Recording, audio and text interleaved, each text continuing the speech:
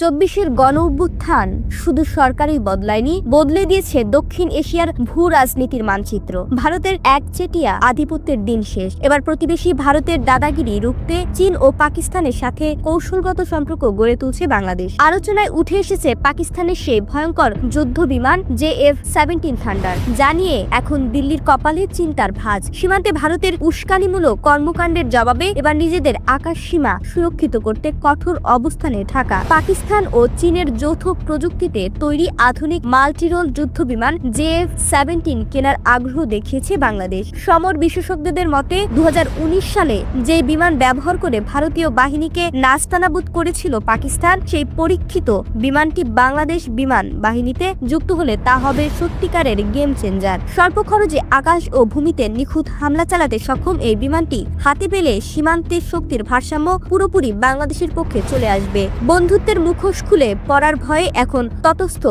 ভারতের পররাষ্ট্র মন্ত্রণালয়ের মুখপাত্র রণধীর জয়সওয়াল জানিয়েছেন, বাংলাদেশে এই সামরিক প্রস্তুতির উপর তীক্ষ্ণ নজর রাখছে নয়াদিল্লি। পরিস্থিতি আরো জটিল হচ্ছে আগামী 29 জানুয়ারি থেকে ঢাকা করাচি সরাসরি ফ্লাইট চালু হওয়ার খবরে। ভারত একদিকে বাংলাদেশের অভ্যন্তরীণ রাজনীতি ও নির্বাচনে আওয়ামী লীগকে অন্তর্ভুক্ত করার ইঙ্গিত দিচ্ছে, অন্যদিকে বাংলাদেশ হাঁটছে পাকিস্তান ও চীনের সাথে প্রতিরক্ষা সম্পর্ক উন্নয়নের পথে।